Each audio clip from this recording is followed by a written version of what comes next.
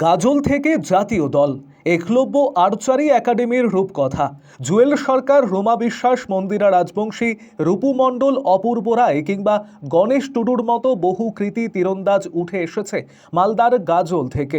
রাজ্য এবং জাতীয় স্তরে সাফল্য এনে এরা প্রত্যেকেই দেশের নাম উজ্জ্বল করেছে। এদের মধ্যে জুয়েল সরকার তো ভারতীয় দলেও স্থান করে নিয়েছে। আর এই গ্রামীণ প্রতিভাদের নিভৃতে তুলে আনার কারিগর হলেন আলমপুরের বাসিন্দা শ্রীমন্ত চৌধুরী। একেবারে নিম্নবিত্ত পরিবার থেকে উঠে আসা শ্রীমন্ত নিজেই ছোটবেলা থেকেই তীরন্দাজ হওয়ার স্বপ্ন দেখতেন। সেই টানেই গাজলের হোপা হেমব্রম, কালিম্পংয়ের পি.কে. শর্মা, কলকাতার শাশ্বতী গঙ্গাধর এবং বোলপুর সাইয়ের প্রশিক্ষক হরিশ সিংয়ের কাছে তালিম নেন তিনি। এরপর নিজেই গ্রামে গ্রামে ঘুরে ছাত্রছাত্রী সংগ্রহ করে গড়ে তোলেন একলব্য আর্চারি একাডেমি। বিগত 16 বছর ধরে সরকারি সাহায্য ছাড়াই একক উদ্যোগে এই প্রশিক্ষণ শিবির চালিয়ে যাচ্ছেন শ্রীমন্ত।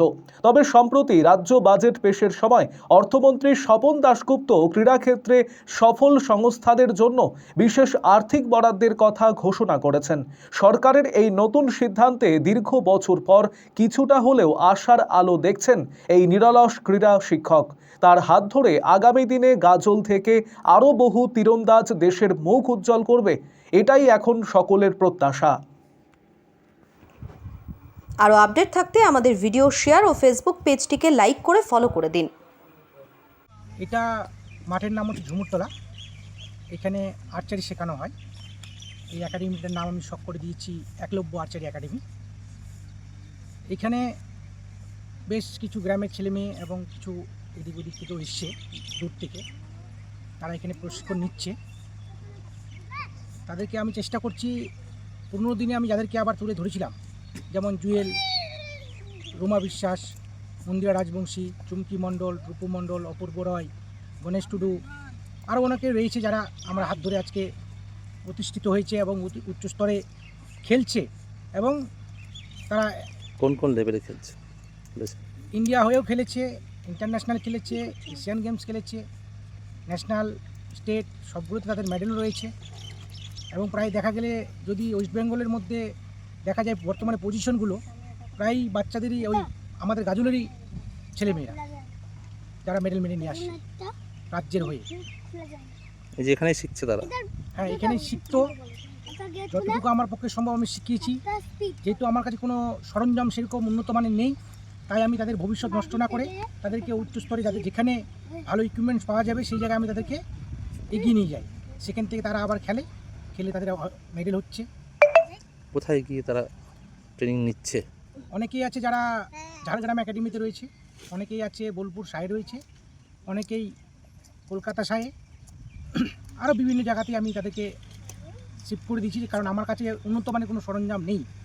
আমি অবশ্যই সরকারের কাছে দাবি করব, সরকারের কাছে আমি অবশ্যই দাবি করব যে আমাকে যদি গাজলের মধ্যে একটি সরকারি একাডেমি খুলে দেয়, তাহলে অবশ্যই আমি বাচ্চাদেরকে আরও উন্নত করে তুলতে পারবো এবং রাজ্যের হয়ে দেশের হয়ে মেডেল এনে দেওয়ার চেষ্টা করব। অবশ্যই ট্রেনিং সেন্টার এখানে যদি হয় একটি, তাহলে যেহেতু এটি কস্টলি গেম, ইকুইপমেন্টসের দাম প্রচুর, সেহেতু আগে ইকুইপমেন্টসটাই প্রয়োজন। এই গেমে ইকুইপমেন্টসটা আগে দরকার, তারপরে বাচ্চাদের প্রতিভা তো রয়েছেই। আর আমাদের এই গ্রাম গাজল একটি গ্রাম বললেই চলে। এই গাজলের যে ছেলেমেয়েরা আছে এদের মধ্যে প্রচুর প্রতিভা রয়েছে, যাদেরকে শুধু একটু যদি সরকারি সহযোগিতা আমি পাই, অনেক ছাত্রছাত্রীদেরকে তুলে ধরতে পারবো। দেশের হয়ে অবশ্যই মেডেল নিয়ে আসবে। বিগত দিনে আমার ছেলেমেয়েরা মেডেল নিয়ে এসেছে দেশের হয়ে, আরও চেষ্টা করব আবার তাদেরকে যাতে তারা মেডেল নিয়ে আসতে পারে। এবং আমি আবার সেটা শুরু করেছি নিজের চেষ্টায়। এবং ছোটো ছোটো বাচ্চাদেরকে আবার কত বয়স থেকে? এখানে 3 বছর থেকে শুরু করে 12-15 বছরের বাচ্চারা আছে। উৎসাহ কেমন হচ্ছে? অবশ্যই আগের তুলনায় উৎসাহটা বেড়েছে, গার্জিয়ানরাও এখন অ্যাক্টিভ রয়েছে। আমি খুব খুশি, যার জন্য আবার পরিশ্রম করে আবার চেষ্টা করছি তাদেরকে তুলে নিয়ে যাবার। কি নাম তোমার?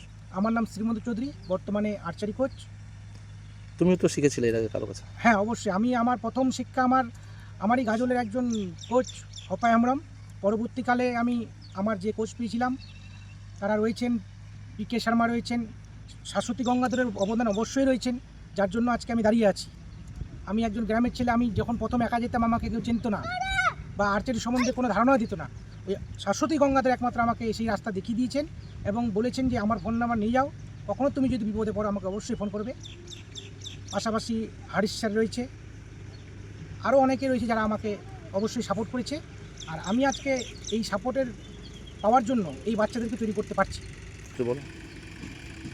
এক সময় তো আমি অনেক রকমভাবেই চেষ্টা করেছিলাম যে একটা সাহায্যের প্রয়োজন, যেটা কিছু পেয়েছি, যেটা না বললেই নয়, তবে আরও বেশি কিছু পেলে হয়তো আরও বেশি কিছু ভালো হবে।